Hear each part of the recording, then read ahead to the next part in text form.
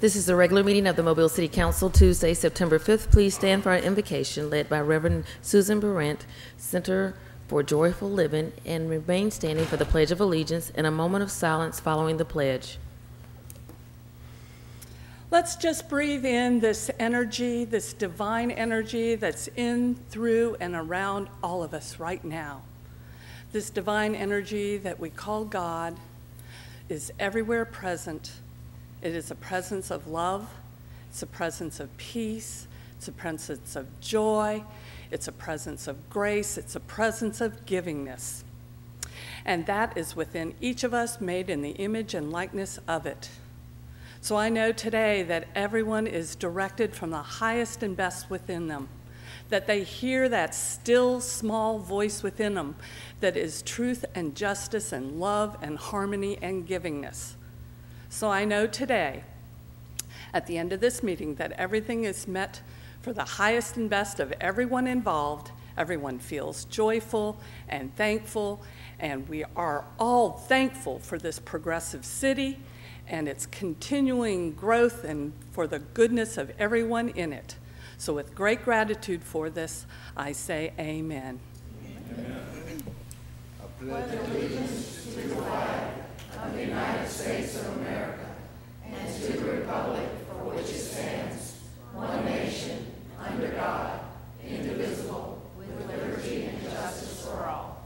And if you would please remain standing for a moment of silent prayer in honor of Herb Hervet, who is a gentleman who was a longtime president of one of the community action groups in my neighborhood or in my district. He lives over in Cobblestone.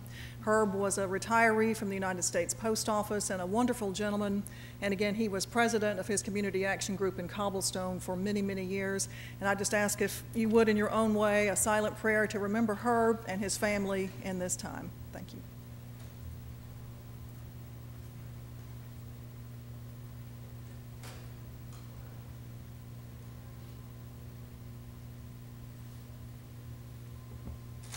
Thanks.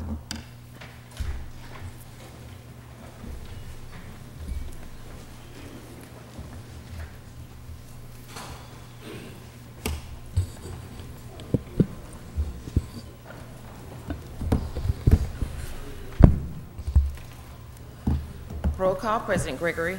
Here. Vice President Richardson. Here. Councilmember Manzi. Councilmember Small. Here. Councilmember Williams. Councilmember Daves. Here. Councilmember Rich. Here. Statement of rules. Good morning, everybody. Good morning. We have some special guests who are here with us, and they will be introduced shortly. A lot of them are standing right up here up front, and they are dressed in some very interesting costumes, so we will hear more about those coming up shortly. I do want to thank, well, she has already left, looks like, the Reverend Susan Barrett, who was here to provide our prayer this morning. She is a special friend of Ronald Hunt, who comes to join us frequently here at the council. So just Ron, please let her know that we recognized her and thank her very much for coming this morning. She is the fourth generation of the ministry of Dr. Ernest Holmes, and who was ordained by Dr. Nona Lovell Brooks. So we want to thank the Reverend Susan Barrett for being here with us this morning, as all of our ministers who come and pray for us weekly. Our council rules are very simple. We just ask everyone if you would please turn off all of your electronic devices. If you come to the podium to speak, you will have 5 minutes. At the end of 4 minutes, you'll hear the buzzer, so please be listening out for the buzzer so that I don't have to stop you in mid-sentence. That's the indication that you will only have 1 more minute to continue on, and then we'll ask you to take your seat. We ask for your name and address for the record. If you have questions, concerns, please address those to me. I'm the chair, and I'll ask the appropriate member of the council or the administration to answer those questions and concerns at that time. We thank you again for coming. We hope you all had a great holiday weekend. I know it's always hard to come back to work after a holiday, but we're all here, and we are thankful that you all are here with us this morning. Ms. Lambert? Approval of minutes of August 29th. So moved. Second. Discussion? All in favor? Aye. Opposed? All right. Communications from the mayor. Good morning. Good morning. It's great to see all the superheroes and others here this morning. This past week, several days ago, we delivered a balanced budget to the City Council that directs its resources to the core functions of city government. All city departments over the last couple of years have been able to deliver quality services, delivering more, actually at a lesser cost. We will continue to improve our productivity with advances in technology and continue to deliver first-class services as we go forward. I think the city council has agreed that they'll be voting on the budget on the 19th of this month. Is that correct, Madam President, or the 12th? Possibly? More than likely the 19th, but it remains to be seen. Possibly the 12th, but by the 19th, hopefully. Obviously, because of the TV and the media, what we see with Hurricane Harvey, we know that there are Mobilians out there, specifically the duck boats are out in Houston providing a service. They'll be out there, I guess, until they need to come home. Let's hope they don't have to come home for a hurricane that may come this way. But also we have some of our first responders from Mobile Fire Rescue out there providing services. There are a 12-member team that are out there helping. This morning, one of the first meetings we had to do with preparation should Hurricane Irma come to Mobile. Chief Barber will be the incident commander. Under Chief Barber, obviously, under Director Barber, all the first responders plus Public Works and all the city departments that will be aligned to make sure that we are as prepared as you can possibly be for a hurricane of this magnitude.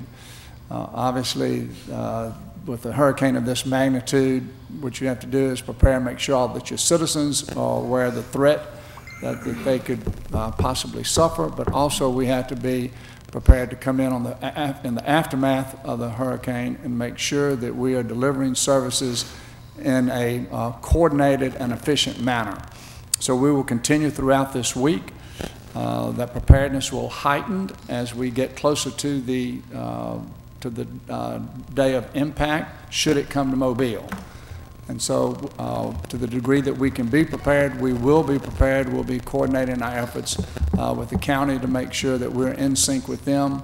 Already we will have a meeting scheduled with all of the nonprofits that provide services that in a typical situation like this. We met with them last week, really talking about Hurricane Harvey and the things that we could do to help Houstonians.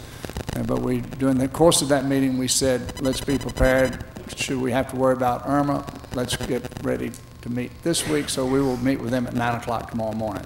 Anyway, I would encourage you within the networks that you have to make sure that everybody is paying close attention to the media advisories of what could happen as Hurricane Irma approaches landfall. Thank you very much. Mrs. Rich has some proclamations. So I'm going to let her make her way around to the podium. Piggybacking what the mayor was talking about with Hurricane Harvey out in Houston and the nonprofits that we have here in the city that help victims, the Red Cross is still looking for some local volunteers. So if you are interested in volunteering, please contact the Red Cross or stop by their office on North Sage Street. So again, they are still looking for some volunteers if anyone is interested. All right, Mrs. Rich. Waiting for some representatives from the different groups to come down and join.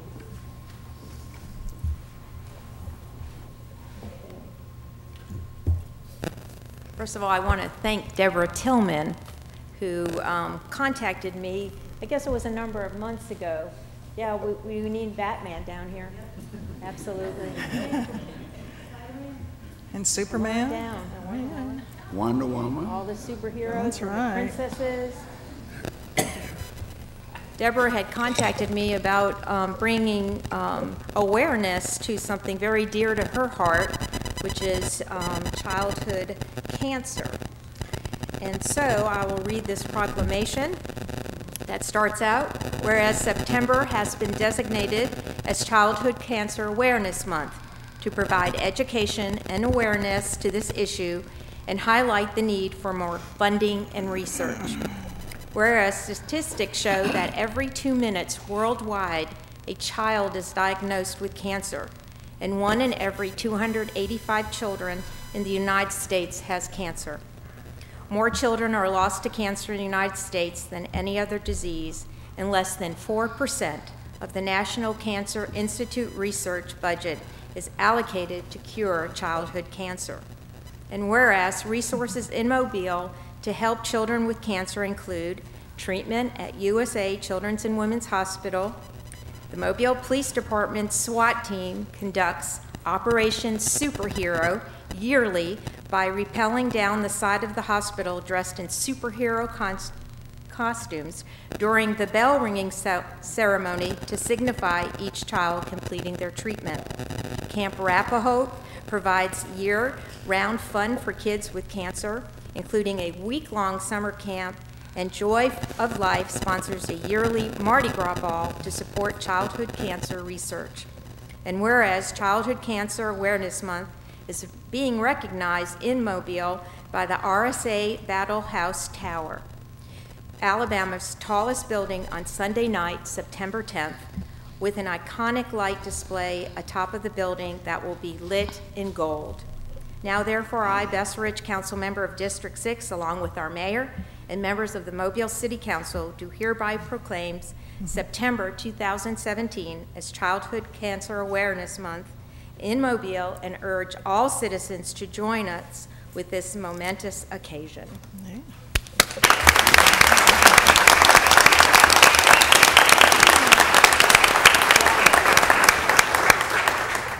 And Deborah, if you'd like to take the podium and call up the representatives, and if anyone would like to say a brief word, we'd love to hear from you. Well, thank you very much, Councilwoman Rich, and thank you to the entire City Council and to you, Mr. Mayor, for agreeing to sponsor this proclamation.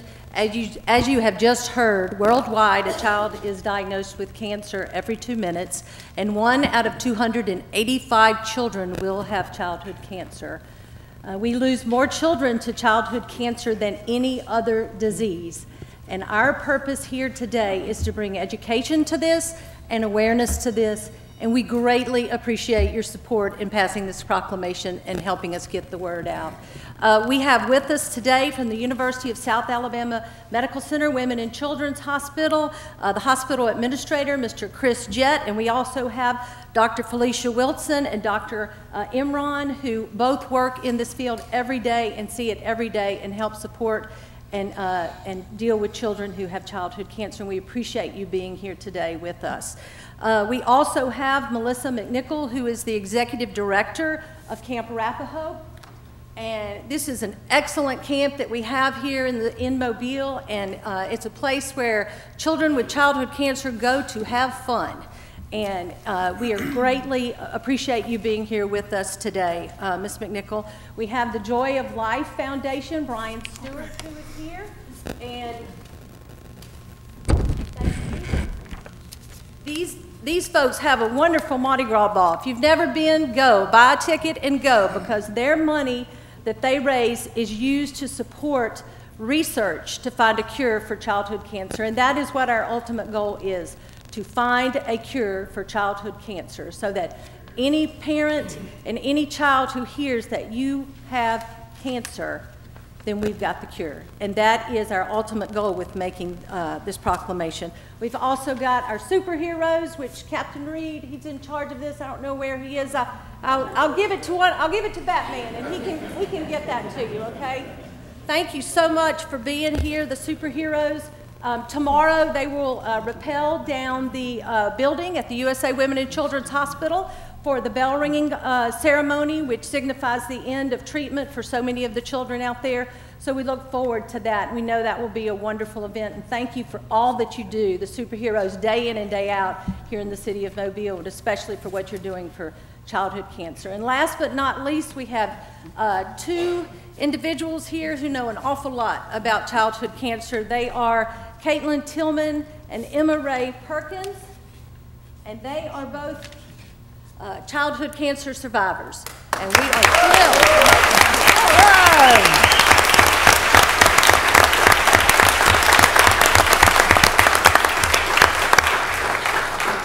They don't like the limelight, but we are grateful for them being here today, and grateful for their parents being here, their grandparents being here, all the individuals who are here from the University of South Alabama Medical Center. Everybody's here to support this proclamation. Would you please stand up? Yeah. All right. All right.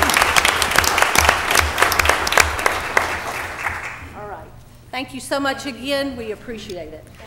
I also want to do a special shout out to all the guys up at the top, SWAT members. Wave your hands. Thank you. Appreciate it. And a couple over there.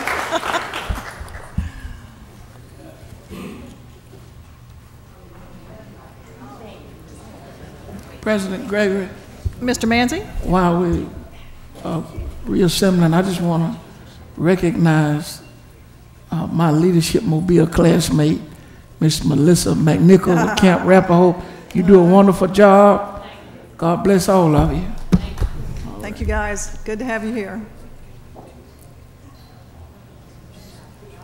Can this gentleman come forward? He has a presentation to make to the council. Sure. Yeah. Thank you so much. I appreciate the time. My name is Kane, and you might know me as a radio traffic reporter, but we also have a non-for-profit called Kane's Warrior Kids, and we do a lot with the USA Women's and Children's Hospital. It's a blessing to take just a moment of your time. I wanted to show you what we do. When we go in, we have a lot of race teams that will give us trophies like this, and we go into each one of these rooms and have Kane's Warrior Kids champions. And you guys are champions for letting us come in here. I'm going to place it here, but I'm so thankful for you guys allowing us to do this today. We go for Easter baskets, we do school drop-offs, and we're one of the biggest toy drives at Christmas. So I just wanted to say God bless you all for your work, and thank you for your time today. Yeah. God Thank bless you so much. Appreciate that. Wow. We might need to take that trophy and bring it back.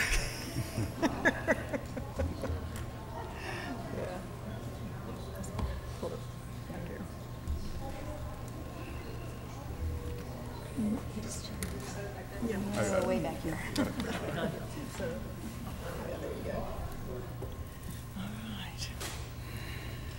right, Ms. Lambert. Adoption of the agenda. So moved. Second. Discussion. All in favor? Aye. Opposed? Appeals, we have requests for waiver of the noise ordinance on September the 8th on St. Andrew Loop East. Move to deny. Second. Discussion. All in favor? Aye. Opposed? We have requests for waiver of the noise ordinance on September 16th on Mill Street from 8 a.m. to 8 p.m.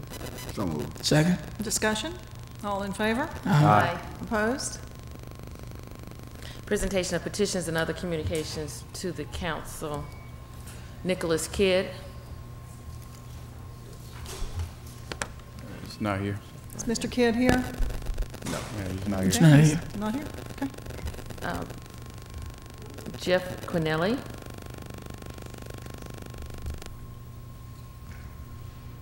I don't see no movement. Mr. Quinelli, would you like to come to the podium to speak? It's, you signed in, so it's your opportunity. Okay. He's all right. All right. Yeah, this is with, and then that's with the rezoning on Yeah. McGregor. Then we have John who's it? Delchamps. It's Mr. John. Delchamps. Would you like to speak? Well, why you? Oh, okay. Okay, is that the same for Rick? Twilly? Mr. Twilly? Okay. Okay. Okay. All right.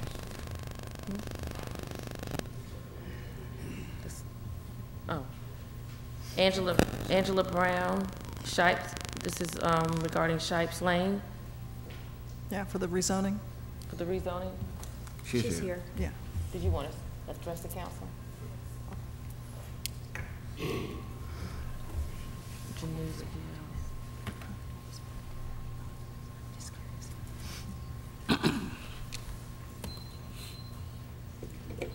Ms. Brown, if you move the microphone down a little bit for you. Good morning. My name is Angela Brown. I live at 3773 Shipes Lane. I want to thank you for this opportunity to speak to you once again regarding the rezoning of properties on Shipes Lane and McGregor Avenue. Basically, I wanted to speak. I'm passionate about this, so please excuse any emotions. Mainly, I wanted to ask that you consider keeping this area residential and not turning it into a commercial zone. It's been residential for years and years.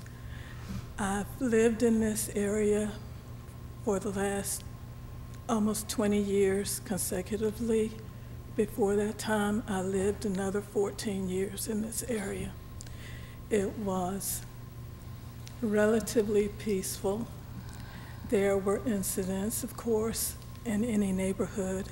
However, it was a neighborhood, it was a community. We were concerned about one another.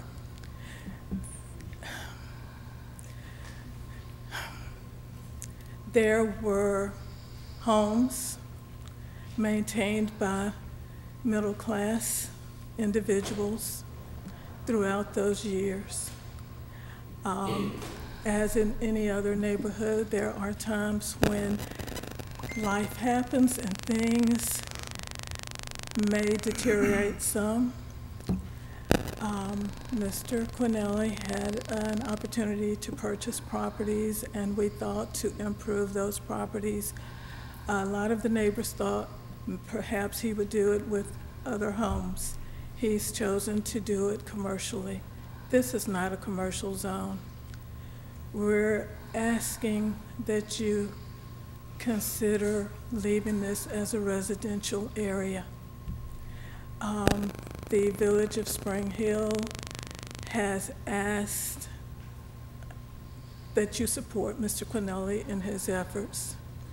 I have nothing against the improvements that the Village of Spring Hill have done. It's just that in this particular area, I would prefer that they keep it as a neighborhood of residences. We have we have senior citizens, we have middle-aged citizens, we have a few individuals who have children in that area. Keep it in a situation where it's safe for all. That's all I can ask at this point. I think I've brought up everything, or we, as other community members, have brought up other factors. One last thing I'd like you to consider is if he is going to make this into a commercial zone, keep it in line with the homes in that area. Don't make it appear to be something that is out of line with different facades that may not go along with that area. It's not been done in any other of the neighborhoods in Spring Hill. If you look up at the Manor area, you have those residences that are protected as homes. We're asking for the same protection. I want to thank you for listening to me. I ask that you still consider it. Thank you. All right, thank you very much. Thank you. Geneva Gales.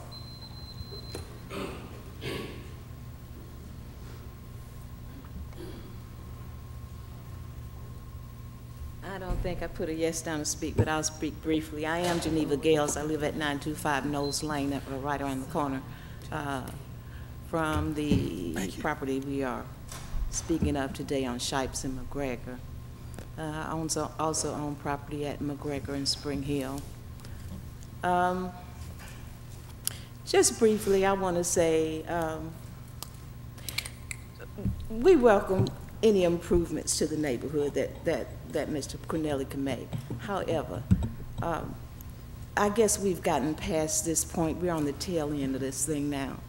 And I'm sure he'll get his approval for his zoning. I mean, he has the backing, he has the friends, he has the attorneys. We don't. I do want to bring up the fact that the driveway that was supposed to come out onto or turn in from Shipes Lane, that was discussed last week. Now, Mr. Quinelli has purchased 4 little pieces of property, well, 1 nice-sized property and 4 teeny pieces of property. He's trying to place 8 businesses on this property. So I got home last week and I say, now, 8 businesses on 4 little pieces of property, and he still has to have access or entrance from Shipes Lane. Now, with all of his people behind him, certainly he can make both those entrances from McGregor. He has purchased a house there that faces McGregor. He can put the trees or whatever he's planting there on Shipes Lane. But, I mean, give us a break here, you know? This has been a neighborhood for so long, a neighborhood street, and they'd like to keep it that way, and I don't blame them. I don't live on the street, but I can see it from my, the house I grew up in. So, that's all I have to say, and hopefully you guys will give us some consideration. Thank you very much. Okay, Ms. Lambert.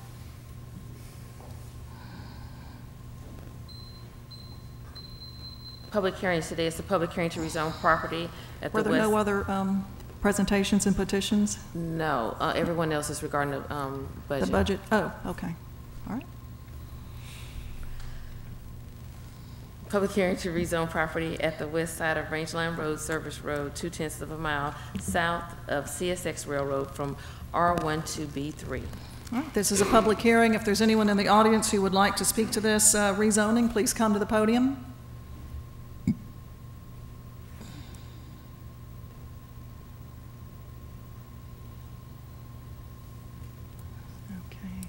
Gosh, yes.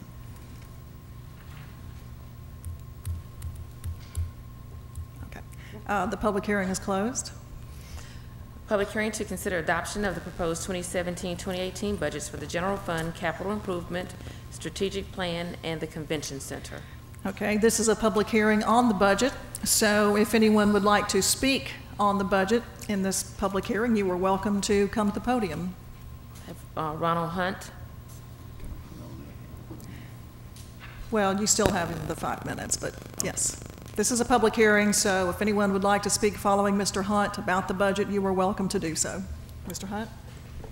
Hello, I'm Ronald Hunt. My legal address is 1351 Sandra Drive, Mobile, Alabama 36618.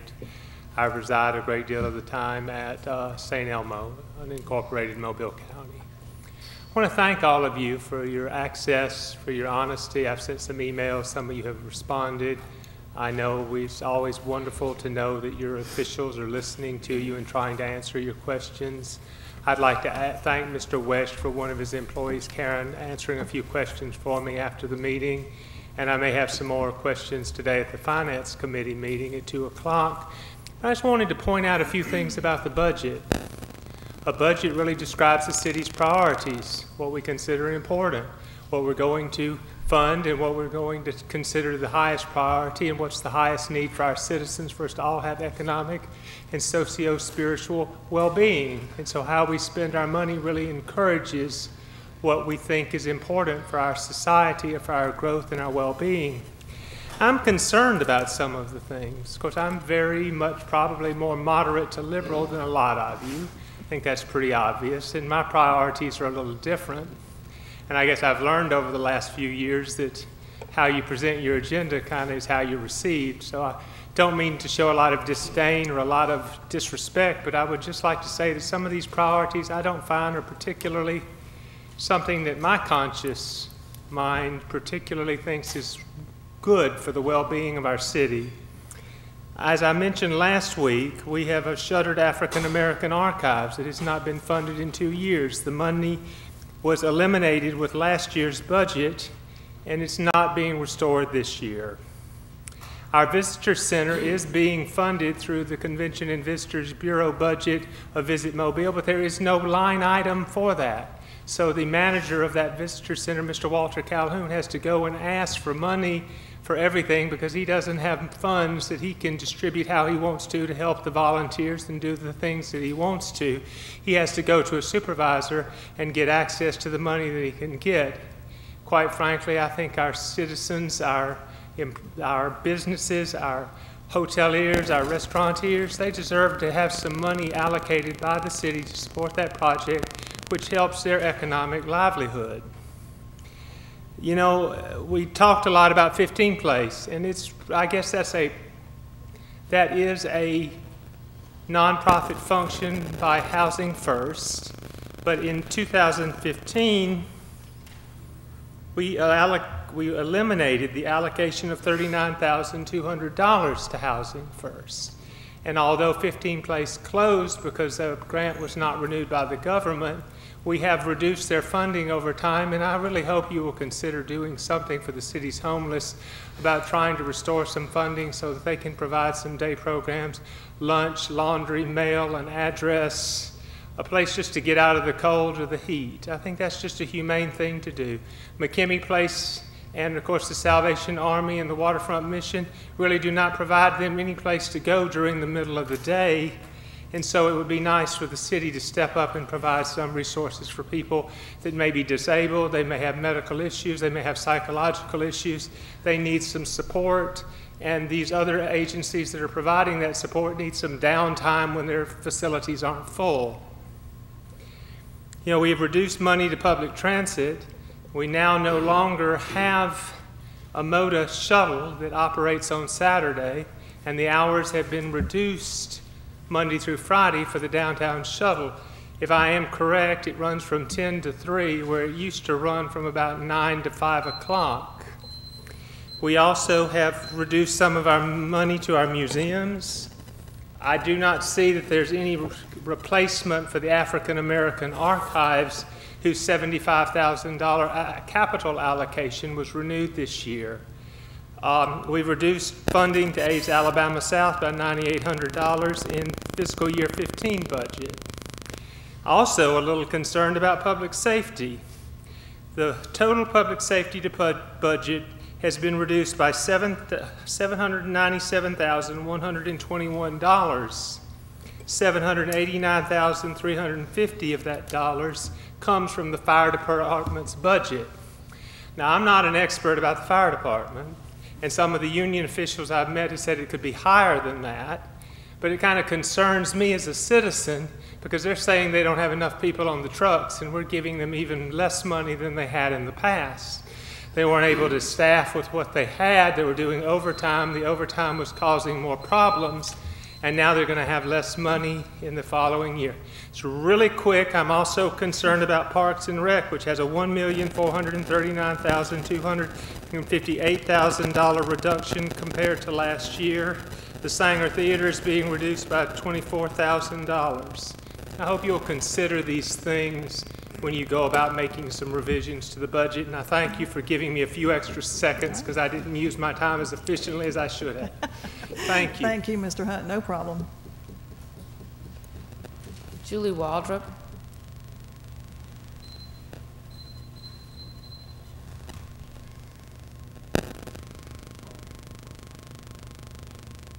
Good morning, council members. My name is Julie Waldrop. I live at 26 Oakland Avenue, Mobile, Alabama. First of all, I'm here on behalf of the Mobile Ballet, and I would like to thank you for your support of the ballet and the arts in the past and in the future. And just briefly remind you that exposure to the ballet is something that Mobile Ballet provides to over 4,000 school children every year through their Discover Dance program. Without that, many may never be able to appreciate the beauty and athleticism of ballet.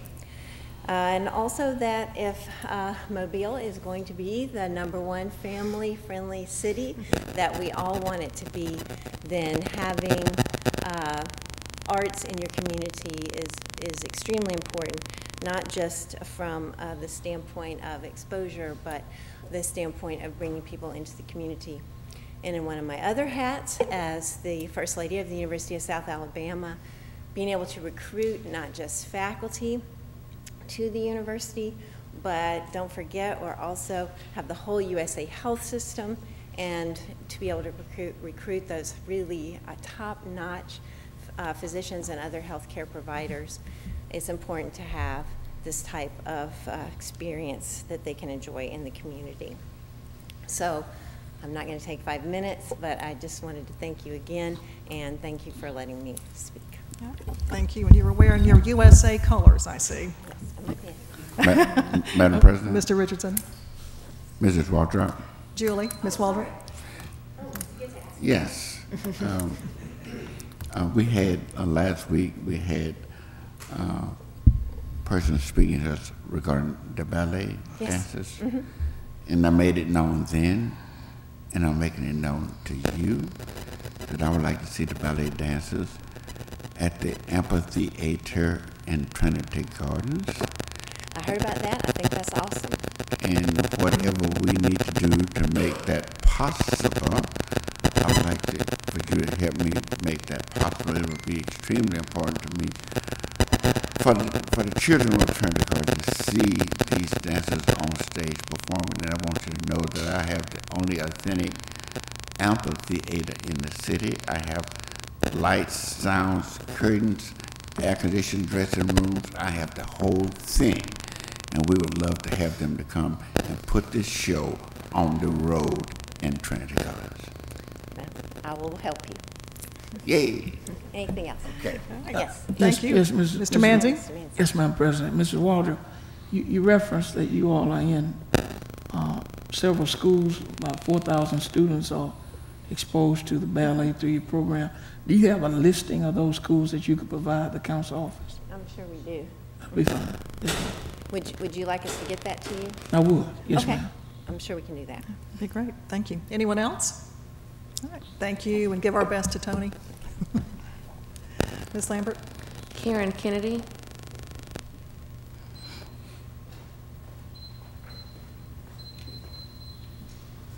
Good morning. Karen Kennedy, Mobile Ballet, 4351 Downtown Loop North. I'm also here to speak briefly and thank you for your support of Mobile Ballet and the performing arts community through performance contracts. We enjoyed so much last week the opportunity to introduce you to Katia Garza, our new guest artistic director in our upcoming season. Mobile Ballet has an operating budget of over $1 million. We have a local payroll of over $300,000 with 24 employees, including 3 full-time employees.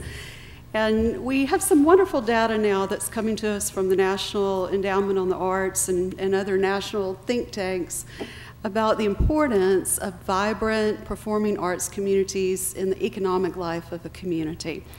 We are blessed to have a very broad base of community support, including this key funding from the City Council through the performance contract. So thank you again on behalf of Mobile Ballet, as well as our very vibrant arts community. Thank you very much. Any questions? Thank you for coming again. Appreciate it. Thank you. Matt Waltman.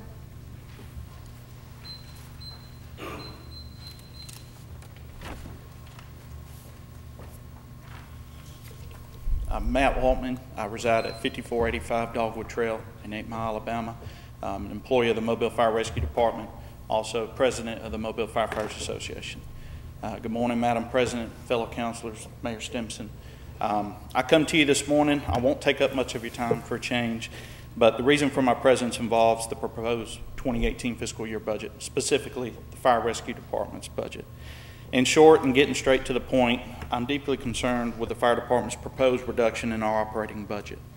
While everyone is aware of the troubled year that we've had and incurred and some things that we had to take to come in line with our proposed allotment, you know, we're starting to see some forward momentum. We've had some positive change toward the latter half of this year. We are making some improvements, some much needed culture changes that are coming into play.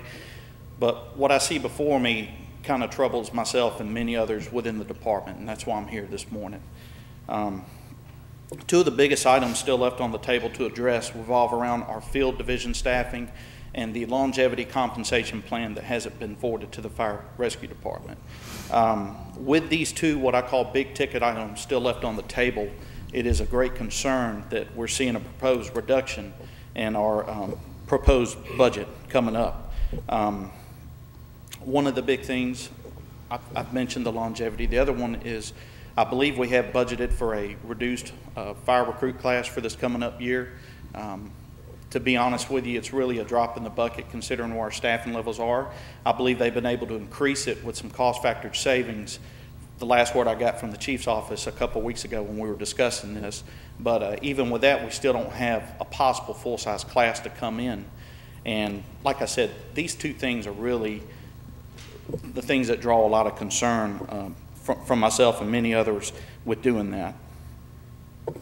Of course, you know, the proposed action in front of you regarding our budget only raises more questions than it does answers, and I simply don't have time to go into specifics here. We will be attending the Finance Committee meeting. We attended it last week. I know it got brought up a little bit. I appreciate one of the citizens bringing to light some of the things there regarding the concerns he has with our allotment. I know things have had to be changed and shuffled around in our budget, you know, to streamline and to make it more efficient. But if given the opportunity, I'd love to sit down with each and every one of you, myself or one of my executive board members, Tony McCarron, or anyone on the mayor's administration, so we can express these concerns before we approve the upcoming budget. I believe it's important that we, you know, emphasize the priorities that we have in front of us regarding public safety. I don't have a doubt that Mayor Stimson's administration or you have any doubts about that. We're just trying to convey some concerns that we have right now. We'd like to see something a little more concrete that we're addressing these two big issues, if possible. So if you don't have any questions for me, I'll take my seat. And like I said, we'll be at the Finance Committee meeting if you need to talk to us anymore.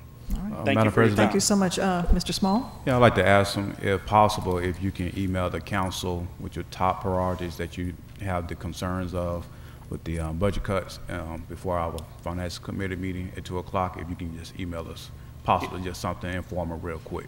Yes, sir. I'll do that, Mr. Small. Thank you. Right. Thank you all. Thank you, Matt. Appreciate you coming.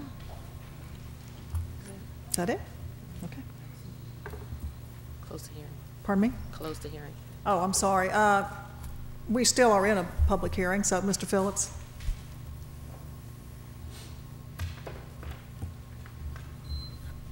Madam President, members of the council, Mr. Mayor, citizens of Mobile, good morning. Good morning. In the letter to the City Council are... Mr. Phillips, can you give us your address for the record and your name? Reggie Hill, 200 Government Street. I thought we were so familiar, excuse me. For the record.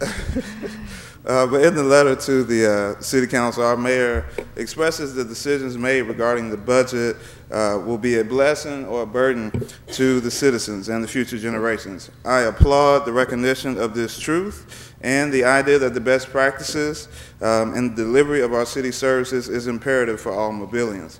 I hope that the final budget that passes will reflect this same sentiment. Kudos for 3 successive years of general fund balance, surplus, compensation for our officers, the raise there comparable now to our peer municipalities, and the nearing completion of a citywide software implementation, which I'm sure will make services a lot easier for citizens. And also it's nice to know that no new loans have been made in the last 4 years and none are being contemplated. I will try and maximize the use of my time with these questions, but these are the questions I have. Is there a plan to increase the sales tax revenues for the city? A plan to increase the sales tax revenues? Yes, knowing that a lot of the sales are now going to the online methods, and we're seeing a lot where it's lost, and we're getting ready to think about the renewal of the CIP, all these other revenue ways to create revenues. Is there a plan to increase the sales tax revenue? Not before us. Yeah, nothing going on before the budget. I don't know if I need to divert that to Mr. Wesch or not, but those are things that are certainly always on our mind to make sure that enough revenue is coming in. And if sales tax revenue is decreasing, We need to find ways to balance that out, and I know the mayor and his staff have certainly cut cost in the budget. I don't know if that answers your question or not, but you may want to, if you've got some specific questions, give us those in an email, and then that way we can ask administration to answer those for you. Awesome. The next question is, because of the new motorized vehicles that were purchased, what do we estimate to be the decrease in maintenance and repairs over the next several years as compared to the previous? Okay, just go ahead and ask your questions, because the council is not prepared to answer these specific questions. That is not what we do. That is administrative. So if you'll just go through your questions and they will hear it and then give us your questions written down, okay, we will make sure to give them to Mr. Wesh and his staff. Yes, ma'am. All right, well, the next question will be, what will be or has been the use of the $1.75 million that was raised for vehicle and equipment auctioning? The next question will be, can we have an explanation for the $1.4 million decrease of funding for the Parks and Recreation Department? The following question will be, are there any definite plans for the African American Heritage Trail? I may have overlooked it in the budget, but I didn't see any reference to it. Last year I spoke at 2 city council meetings and a public safety committee meeting in favor of raises for the Mobile Police Department, with hopes of the same opportunities for the fire department and the public works employees. I want to know if there are any plans that are going to be in place to increase the raises for those individuals as well. And I wanted to ask why there was actually a decrease in funding for city council discretionary funds. I don't know if maybe y'all can address that as well. Would that be more of an administrative question also? Just give us those questions and we'll get some answers for you. Okay, and then the final one, there was a $42,000 reduction to the performance contracts, and I wanted to know, was there any potential for other entities within the city to apply for the performance contracts still at this date? Not to apply, no, sir. And what's the normal deadline for? Long time ago. Mr. Wesh, what is the normal time that people start talking to you for performance contracts? Anytime during the year prior to elections. Yeah. Okay, so that information was submitted. It's up for consideration for addressing the president. Once the budget is received by the council, there's no more opportunity for citizens to apply for anything within the budget. But if it was submitted before, it should be considered. That's up to them. But I'm saying once it gets to us, it's too late. Okay. Go ahead, Mr. Manzi. Then it wasn't considered. Okay. Right. Okay. Well, I'll address these questions by email as requested by the president. Thank you all for listening. Thank you. All right, this is still a public hearing on the budget, the 2018 budget. If there's anyone who would like to speak about the budget, any questions, concerns, now is your opportunity. And again, we do have a Finance Committee meeting this afternoon at 2 o'clock where we will continue discussions and raise some other questions, especially some that have come up during this public hearing. Yeah, Madam President. Mr. Daves? We will have a Finance Committee meeting, but I would just urge anybody who has anything to say or questions, now is the time to do it. The Finance Committee meeting will be an opportunity for council members to continue to discuss the budget with Mr. Wesh. We won't be taking any public comment at the Finance Committee meeting. So if you do have any questions, concerns, please come and address those to us now so that we'll have those going into the meeting this afternoon. All right. With that then, the public hearing is closed. Ordinance is held over. 57026, amend Article 8, Section 57 of the City Code to add new provisions for permitting wireless facilities and support structures in the right-of-way. Move to lay over until October 17th. Second. Discussion? All in favor? Aye. Opposed? Mr. Richardson is also planning for a second committee meeting, Public Services Committee meeting, that he will announce the date for that. October 10th. October 10th. Yes. So we'll be announcing that, putting that out into the media, but for now we're laying this over until October 17th. All in favor? Aye. Opposed? 64031, approve an amendment to the Village of Spring Hill regulating plan. So moved. Second. Discussion? Just briefly, because I know we have discussed this and there have been multiple planning commission meetings, we certainly appreciate the neighbors who came down to speak about this and understand that anytime change is made into a neighborhood, it's a little scary. McGregor is certainly changing. The whole scope of McGregor is changing more so than ever to commercial. There is commercial across the street from Mr. Quinelli's project, on McGregor itself, and all up and down McGregor. Curb cuts exist from these commercial entities going into neighborhoods. So what is being proposed is really nothing unusual for the Spring Hill neighborhood, and in some instances for the city itself. He is building this project using the Village of Spring Hill plan, which calls for the wider sidewalks, building up to the sidewalks, 10-foot sidewalks, streetscapes, which means parking goes in back, and so that is what his plan will ultimately provide. We heard about the number of suites, and yes, they are small suites. Some are 2-story, some are in front and in back. So that limits the number of parking spaces that will be needed. It also limits the number of people who will be coming and going. This is not a grocery store, it's not a CVS, so there will not be hundreds of people driving through the neighborhood.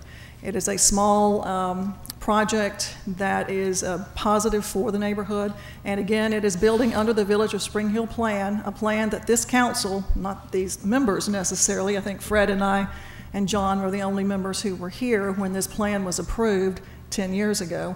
So it is building under the Village of Spring Hill plan, and he is the first developer to come along to build under a form-based code. So that's exciting for the city, and I believe it's exciting for the Spring Hill neighborhood as well. The attempt, as always, with anything in the Village of Spring Hill is to make it neighborhood-friendly, walkable, sustainable, and that's what this project will bring about. There will be fencing, privacy fencing around the parking lot, with landscaping on the outside. He is being limited to 1 curb cut at the Planning Commission. They decreased it from 2 curb cuts to 1. There was only an entry into the development from McGregor. It can't be any wider because of where it's located. It's right on the right-of-way area as McGregor turns into Spring Hill, so limited there to just a one-way in. There will be 2-way out onto Shipes. Our traffic engineer has recommended this. She says she doesn't foresee any more than 10% of traffic using that entry in, or the entry in rather. So all in all, this is what the Planning Commission approved. Again, there were multiple meetings. Mr. Quinelli had a petition signed by many of the neighbors in favor of it. In fact, I've got a stack of emails from people who were in favor of it. And I just ask my colleagues here on the council to support this rezoning. Right. Anyone else? Madam President, Mr. Richardson? Say, that the traffic engineer, support what you said, that the traffic engineer did come to us this morning to provide the rationale for having the curb cuts on Shipes. That it was a limited footage across the front of it, 17 feet. Yeah. There wasn't enough room for them for ingress and egress to come in and out. They had no choice but to have a curb, let them have a curb cut going on Shipes. But I was concerned whether or not this was something, was it or was it not something that was done in other communities, having curb cuts, permitting traffic to go inside communities. And Council President had a list of at least 10 other streets up and down Old Shell Road where people could leave the businesses and go directly to the neighborhood. So it's nothing unusual, and the traffic engineer provided a justification for having this 1 curb cut over into Shipes. Thank you. Anyone else? Yes. Mrs. Rich? I was listening intently to the concerns, and I certainly empathize and understand. When you have commercial abutting residential, it's often stressful, changes the character to a degree, but if the scale is right, if it is walkable and not producing a lot of cars, Shipes is not a cut-through street. I'm particularly concerned when commercial dumps through a neighborhood that is connected to other lanes of traffic, other roadways. This is not the case. And I think, as in anything else, when development comes, if the change is something that is not productive, there might be a way, just saying in the future, that people could come in on McGregor and out Shapes. That's not what the traffic engineer thinks is best at this point. But again, you watch it, and hopefully it is something that is not a negative, but a more positive. And because the council member who represents the area did point out that this is a common occurrence in Spring Hill where commercial goes down residential streets, we do try to watch that real carefully with other zoning applications. And a lot of it does depend on what is going to be placed in that zoning classification, where we have denied putting a cut onto a residential street, but this isn't quite the same. And the village of Spring Hill has studied and worked very closely with citizens and, really developed a personality for that area that hopefully will be well received. Thank you, Ms. Rich. Anyone else? All right, thank you. We do appreciate you coming, and we do understand, and I'm sure Mr. Quinelli will try to make this the best as possible and work with you in any way he can. So thank you for coming. Any other discussion? All right, all in favor? Aye. Aye. Opposed? All right, thank you. Resolutions held over. 13-538, authorized change order number 1 for contract with Harwell and Company for 2017 city-wide sidewalk repairs and maintenance. So moved. Second. Discussion? All in favor? Aye. Opposed? 13-540, authorized change order number 1 for contract with McElhaney Construction for Tomanville Sidewalks 2014 CDBG project. Second. Second, any discussion? All in favor? Aye. Opposed? 21-541, authorized contract with Centus Corporation number 2 for uniform and mat rental services for city departments. So moved. Second. Discussion? All in favor? Aye. Opposed? 31-542, authorized agreement with the state of Alabama for preliminary engineering for Complete Streets Initiative. So Tiger moved. grant. Second. Discussion? All in favor? Aye. Opposed?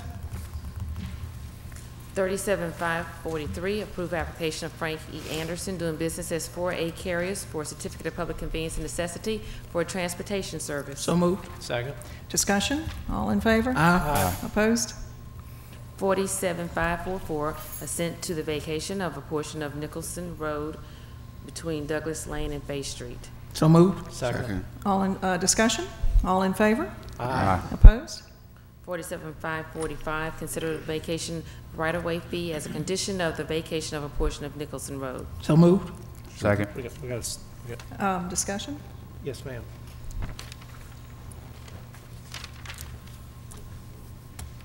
That's your district. Let's see how to do this. We have a motion. Do we need to amend it? Can we just add the dollar Do we amount? need to amend it, Jim, to indicate the amount?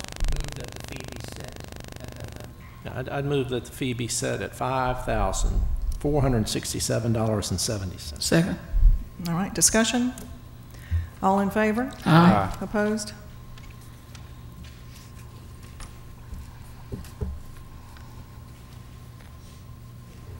Ordinance is being introduced for the first time, 64032. Motion level for 1 week by council rules. Consent resolutions being introduced for the first time, 03559 through 58549. Motion to suspend the rules for immediate consideration of resolution 03559 through 58549. Second. Discussion? All in favor? Aye. Opposed? 03559, reappoint Louis Jackson to the Golf Course Advisory Committee. So moved. Second. Discussion? All in favor? Aye. Opposed? 31560, authorize the mayor to apply, accept, and receive the Edward Byrne Memorial Justice Assistance Grant. So moved. Second. Discussion? All in favor? Aye. Opposed? 58549, assess cost for removal of weeds, Group 1558. So moved. Second. Discussion? All in favor? Aye. Opposed? CIP resolutions being introduced for the first time, 21550 through 21554. By council rules, these two resolutions level for 1 week.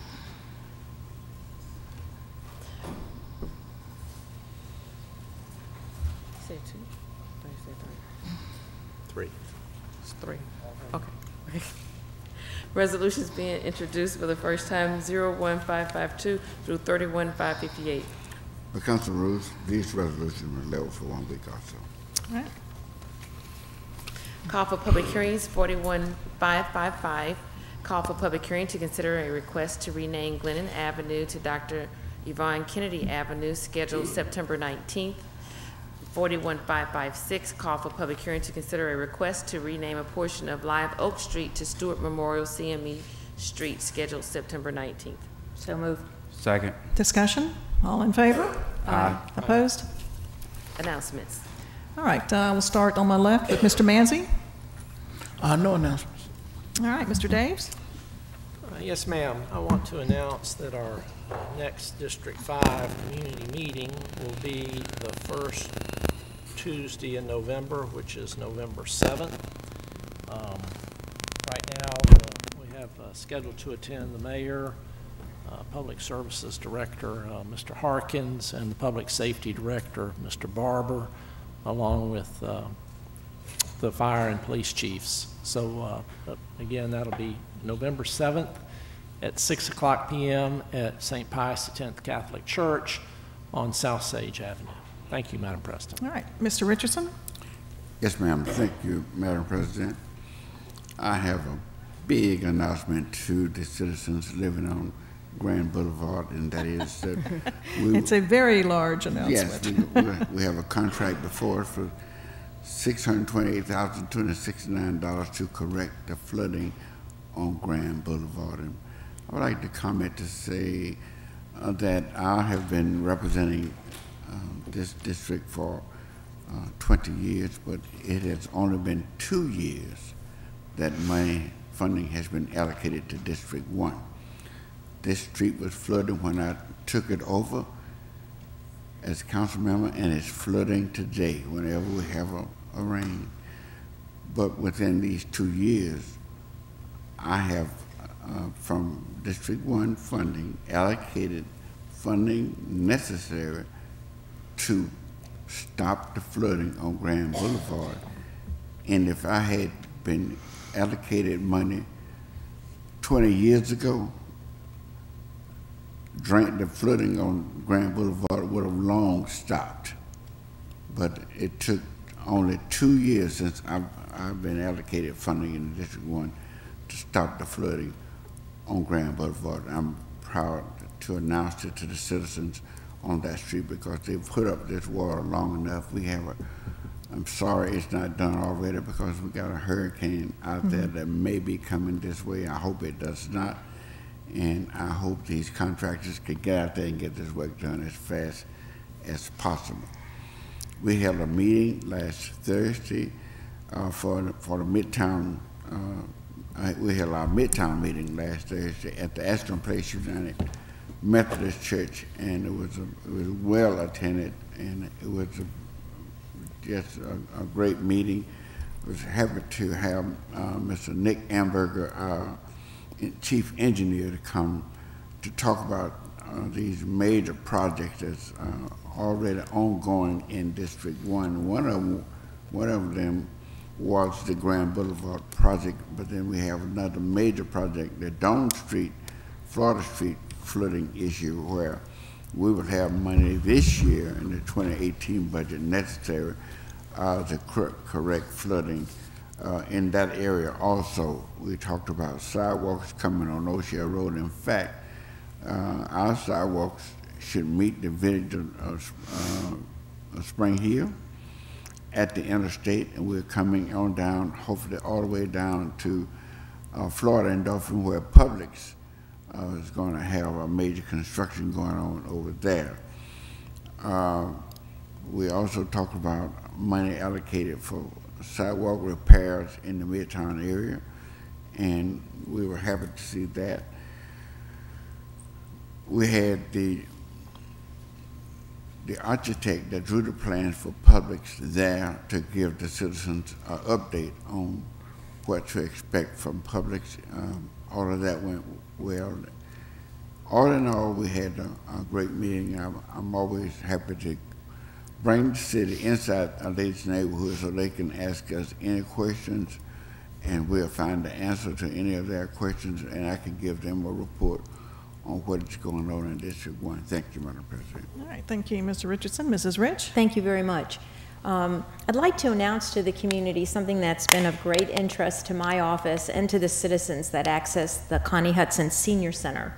For over a year now, there's been a vacated position, which was the art instructor. The young woman who taught it was just well revered and loved by everyone, and when she moved with her husband out of town, the position was not refilled. I had communicated to the mayor's office this distress that was communicated to me by the people who missed having those art lessons and that art function at the center, because it was so essential to the programming. And it's my understanding, I've just learned, that Commissioner Hudson has allocated funds for that position, and I wanted people to know, and I thank the administration and Parks and Recreation and anyone involved who's going to help to make that happen.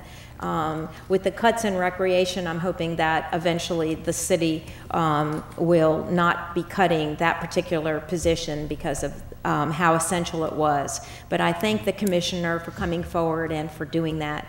And so if we could spread the word about that, it will be very well received. So I wanted to get that out. And yes, everybody will be thinking about this hurricane named Irma. Mm-hmm. And, you know, of course, we don't wish it on our neighbors. I sort of wish that it go up to the Atlantic and kind of spin itself out. But do keep an eye on it, not to panic, but to be prepared.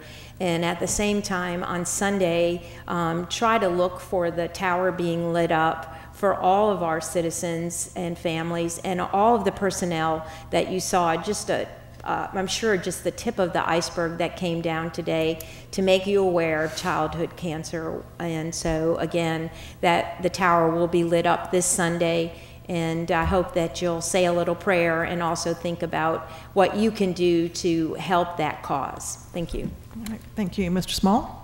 Thank you, Madam President. This coming Saturday, September the 9th, from 11 o'clock a.m. to 3 o'clock p.m. at the last stadium at 1621 Virginia Street. My office on the Port City Second Liners, Alexander Sonor, Cumulative Broadcaster, and others, organization will be teaming up, having a community action relief effort for the Houston Hurricanes relief. This will take place this coming Saturday. We will be collecting water, deodorant, soap, towels, lotion, underclothes of all sizes, both male and female, socks, blankets, and pillows. We're asking that the citizens to come by this coming Saturday from 11 a.m. to 3 o'clock p.m. at the last stadiums to drop off items, helping the victims out in Texas. You know, it was their turn, you know, last week. It could be ours next week. So, you know, we need to show love, for we might not know whenever we may need love. So again, we're encouraging all the citizens to help to participate in some kind of way, reaching out to American Red Cross, etc. Whatever you can do, because again, you never know when your turn is needed, when you need some help. Again, this will be this coming Saturday from 11 a.m. to 3 o'clock p.m. at the last stadium on Virginia Street. Also, the month of October, I will be having a series of meetings throughout the district on the Thursdays, October 5th, 12th, 19th, and 26th. We are going to try to restart our street captains meetings, and I will be going out throughout the district through 7 neighborhoods throughout those Thursdays throughout October, seeking for street captains. I will be sending out a letter to every resident in District 3 towards the end of this month, telling them the location and the time of each meeting, encouraging all citizens who want to be involved in the district to please come out one of those Thursdays, but we can get our district as the best district in Mobile, Alabama. And remember, the District 3 is the place where things are happening. Thank you, Madam President. All right, thank you, Mr. Small. And Mr. Manzi, did you want to announce your, and he is not here. Okay, we do have an Administrative Services Committee meeting coming up that Mr. Manzi will announce, and I'll just let him provide those details, but that is coming up. It's on the Right. Okay, Monday, 2:00 p.m. Administrative Services Committee meeting on the 9th floor. And Marion will help us send that out. Okay. This coming Thursday, I will join members of the arts community to announce a Back to Havana opening at the Center for Living Art. I get to speak on behalf of the city, and I'm very excited about this. As you all know, Mobile is a sister city to Havana, Cuba, and we have a great relationship with our sister city, and we are bringing in a nice art exhibit from Havana that will really be exciting, I think, for everyone to see. The art exhibit, the opening at the CLA is September 8th at 6 o'clock, and this news conference announcing it will be held at 10 o'clock on Thursday over at the CLA as well. So if anyone is available, please come and join us, and then, of course, try to make it to the opening on the 8th. That'll be a really terrific art exhibit. All right, anyone else? Okay, with that then, we are adjourned.